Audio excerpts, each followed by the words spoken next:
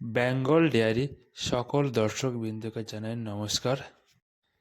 তো আজকে যে বিষয় নিয়ে আলোচনা হচ্ছে সেটা হচ্ছে বিশ্বের প্রথম মিল্ক মেশিন কে আবিষ্কার করেছিলেন, তার নাম, তার সম্বন্ধে কিছু জানবো আজকে। তো আজকে ভিডিও বেশি বড় হবে না, জাস্ট ছোট্ট বড় হবে, ঠিক আছে? তা আপনারা শেষ পর্যন্ত দেখতে থাকুন। বিশ্বের প্রথম দুধ দহন যন্ত্র আবিষ্কার করেছিলেন, ওনার নাম হচ্ছে অ্যানা ব্লাইন্ড।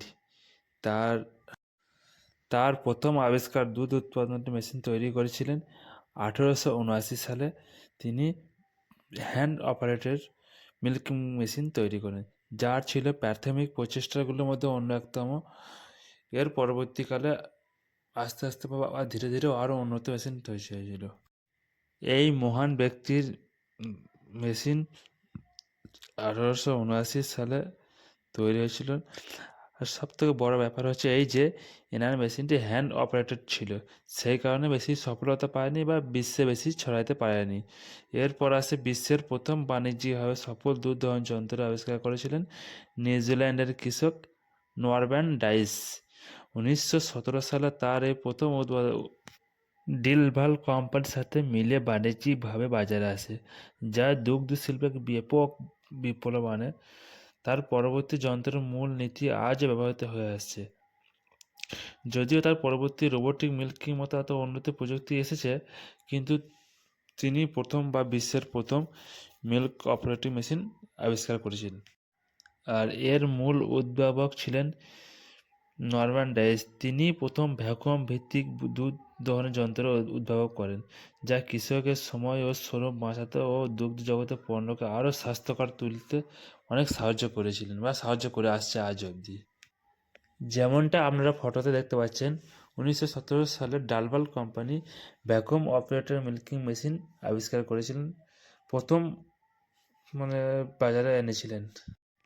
এই মেশিনটা এমনভাবে আবিষ্কার করা হয়েছিল, যেমনটা আপনারা ভাবতে পারেন যে কোনো নবজাতক বাচ্চা বা বাছুর যেমন তার মায়ের কাছে দুধ গ্রহণ করে বা যেভাবে চুষে খায়, ঠিক সেই সিস্টেমে ভ্যাকুয়াম পদ্ধতিতে এই মেশিনটা আবিষ্কার করা হয়েছিল।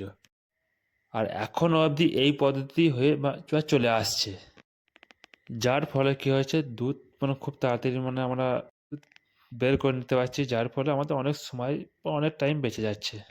1930 সালে আমেরিকায় নিউ জার্সিতে ডালভাল কোম্পানির রোটোল্যাক্টর মেশিন বড় বড় ডেয়ারি ফার্মে কী হয়, একসাথে অনেকগুলো গায়ের দুধ দহন করার প্রক্রিয়া খুব সহজ করে দেয়, যার ফলে কী হয়, একসাথে অনেকগুলো গাই দহনের সুবিধা হয়ে যায়।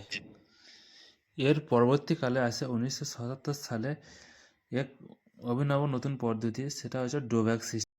এরপর আমরা এটা জানবো এই মেশিন আসার ফলে আমাদের দুগ্ধ শিল্পে কী পরিবর্তন ঘটেছিল বা কী পরিবর্তন এসেছে।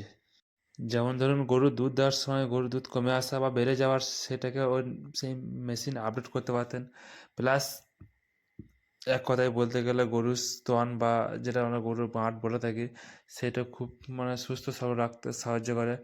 প্লাস এর মেশিনে দুধ দেওয়ানোর ফলে দুধের যে গুণগত মান বা পুষ্টিমান সেটা সঠিক থাকে।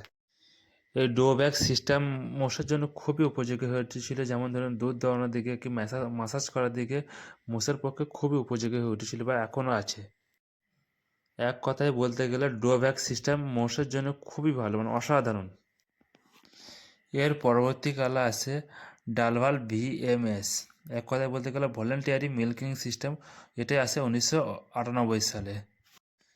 এটি আসার ফলে দুগ্ধ জগতে বা দুগ্ধ শিল্পে আরও এক মহা বিপ্লব ঘটে। যেমন ধরুন, এটাই আছে অটোমেটিক মেশিন। যেমন এক কথায় বলতে গেলে গাই যেখানেই থাকুক অটোমেটিক খানা খাক বা যাই করুক, যেখানে থাকুক ঘুরুক ফিরুক, যখন এই সিস্টেম মেশিনের সিস্টেমের কাছে আসবে, মেশিন অটোমেটিক বুঝতে পারে, সেন্সার লাগানো থাকে, অটোমেটিক বুঝতে পারে।